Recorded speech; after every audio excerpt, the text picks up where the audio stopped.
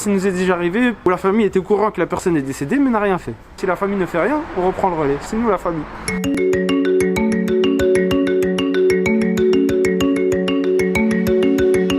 Là, on va aller à l'encontre d'une association de terrain qui fait un travail extraordinaire, mashallah. La plateforme n'aurait su combler son travail incommensurable qu'elle a su faire pendant des mois si ce n'était par la présence des sœurs et des frères de Sadaqa Janaza. Donc, on y va, Inch'Allah. Les premières prises en charge de l'association Sadaqa Janaza ont été effectuées sur la ville de Nanterre en trouvant que des frères qui étaient décédés depuis plus d'1 an et demi, qu'ils étaient dans des chambres froides. Et en fait, à force de faire des toilettes là-bas, on voyait à chaque fois les mêmes noms de famille, les mêmes prénoms. Un jour, on a décidé de se renseigner auprès des agents de la chambre funéraire. Et ils nous ont dit que malheureusement ils attendaient leur famille et que la mairie ne voulait pas régler leurs frais d'obsèques. Nous on prend en charge soit les personnes qui n'ont pas de famille, c'est-à-dire qui sont décédées, il n'y a pas eu de nouvelles de membres de leur famille, personne ne s'est manifesté pour prendre en charge leurs obsèques, soit c'est des personnes qui ont une famille mais qui n'ont pas les moyens financiers pour faire l'enterrement ou pour faire le rapatriement. Voilà, on a à peu près ces 2 cas de figure à 90% des cas. Notre premier but, c'est de retrouver les familles. Via les réseaux sociaux, on essaie d'avoir un maximum d'infos sur le défunt, WhatsApp, Facebook. Si l'info elle est bien structurée avec les informations qu'il faut, à 80% de chances de retrouver la famille. En termes juridiques, ici en France, c'est à la famille de se manifester. Ça nous est déjà arrivé où la famille était au courant que la personne est décédée mais n'a rien fait. Si la famille ne fait rien, on reprend le relais. C'est nous la famille. Ça se passe comment concrètement? Moi là, j'ai une janaza, j'entends qu'il y a un voisin, je dirais pas de la mosquée, mais on a entendu un voisin dans telle ville est décédé. À ce jour, il n'a pas de contact, on s'est renseigné auprès de son voisinage. Il n'a pas de famille, il n'a pas d'amis, il n'a pas de contact. On fait quoi? On vous appelle directement? Exactement. On attend d'avoir les premiers éléments? On fait comment? On nous appelle, Inch'Allah, comme alhamdoulilah, on a beaucoup de frères qui sont sur le terrain, qui sont formés. Nous, on se laisse 1 semaine de recherche. Il y a des frères qui vont aller à son domicile pour faire l'enquête voisinage, voir si le frère il avait une assurance. Avant de prendre en charge, en fait, on s'assure qu'il n'y a vraiment pas de moyens et qu'il n'y a pas de famille surtout. La priorité, c'est la famille. Après, l'argent, c'est facultatif. Ça veut dire que nous, on prend en charge quoi qu'il arrive. Mais s'il a une assurance ou s'il avait l'argent dans son compte, on préfère qu'il paye ses obsèques. De toute façon, c'est dans l'islam qu'il paye ses obsèques. Et après, on fait avec les biens de la communauté. Nous, généralement, on fait le tour dans les chambres mortuaires. On se trouve dans une chambre mortuaire. Je vous laisse voir le nombre de défunts. C'est ajib. Ils sont même empilés, voilà.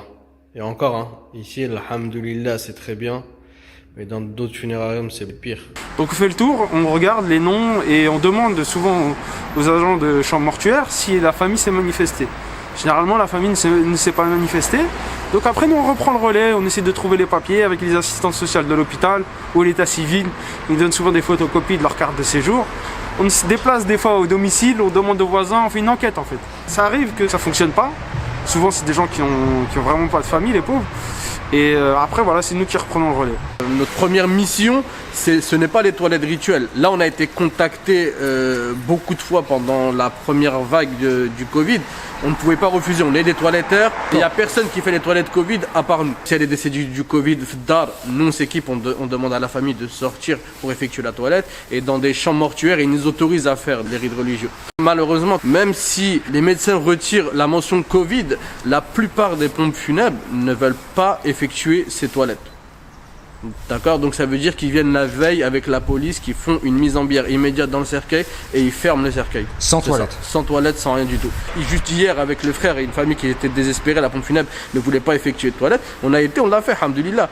Après, nous, on demande rien aux gens, c'est pas ça le but. On est au service de la communauté, alhamdoulilah, comme on peut. Si on peut effacer quelques péchés, alhamdoulilah, en étant au service de la Oumma, alhamdoulilah, on est là. Mais le problème, ça énerve d'un côté que la pompe funèbre facture une prestation, mais ne fais pas la toilette.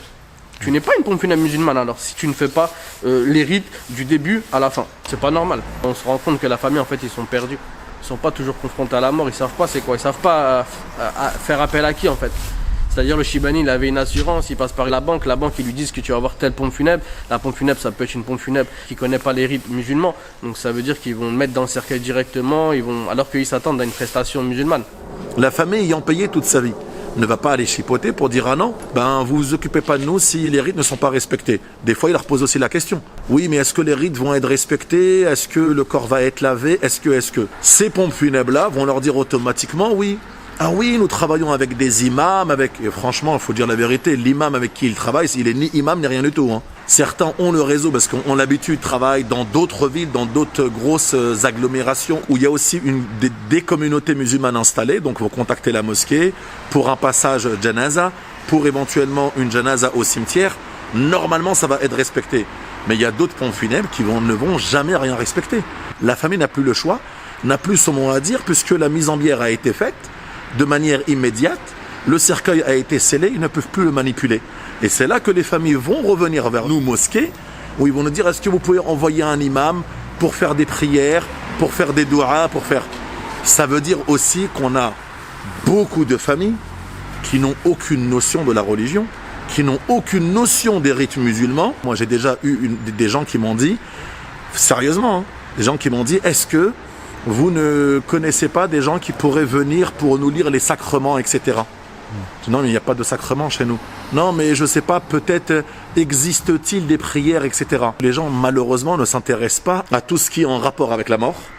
Ça les fait fuir, ça leur fait peur, etc. Et encore moins les rites funéraires, etc. Donc ça prouve aussi que les familles ne sont pas vraiment intéressées. Et lorsqu'ils sont frappés par un décès, dans l'urgence, ne savent pas quoi faire. Ça fait un peu plus de 3 ans qu'on est actif. Donc faut savoir que Sadaqa Janaza, c'est un peu plus de 70 prises en charge. On a dépensé un peu plus de 70 000 euros pour les prises en charge des défunts et pour les rapatriements des corps à l'étranger.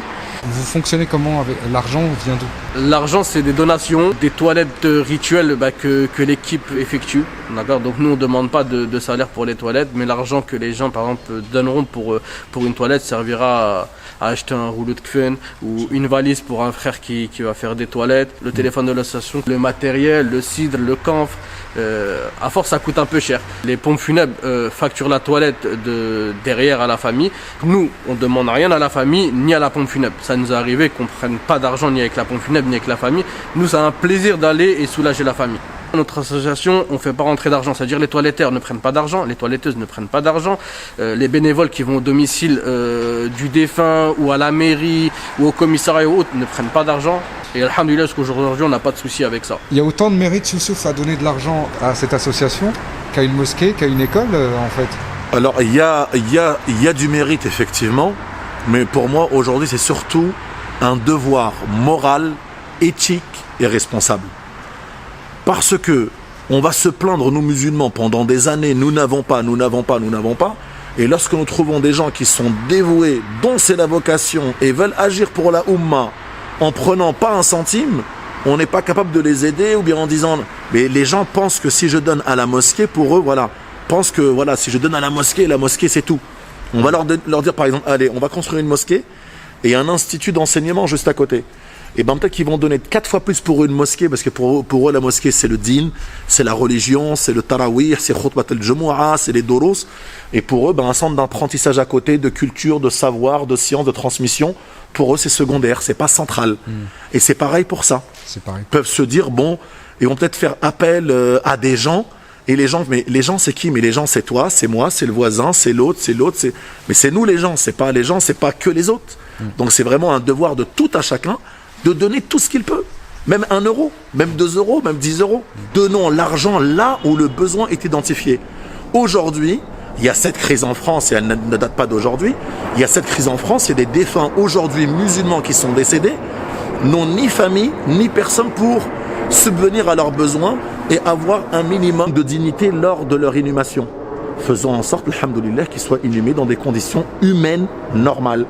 C'est pourquoi je dis que l'argent que nous gaspillons ici et là, ne serait-ce que l'argent qui est gaspillé dans les sépultures qui n'ont aucun fondement dans l'islam, soit au moins investi dans l'association Sadaqa Janaza afin d'acheter du matériel, des kafans, du musc, du jujubier, etc., que ce soit bénéfique aux frères et aux sœurs, Inch'Allah, qui décèdent encore une fois dans des conditions inhumaines, atroces, et n'ont personne pour subvenir à leurs besoins. Donc si ce n'est pas toute la communauté aujourd'hui qui s'investit pour ça, malheureusement, on restera encore en grande difficulté. Vous êtes combien dans l'association? Pour les toilettes, on est à peu près 500 hommes et femmes mélangés. Combien 500 hommes et femmes mélangés, C'est un des bataillon. volontaires. Et tout ce qui est pour gérer en fait la trésorerie, les publications, on est 15. On est une dizaine, on va dire. Dizaine, ouais. Voilà. On est une dizaine. Et on n'oublie pas la maman de Othman, Allah yahfadha, Amin. Amin. très engagée dans l'association, mashallah. Inch'Allah. Mashallah. C'est une toiletteuse.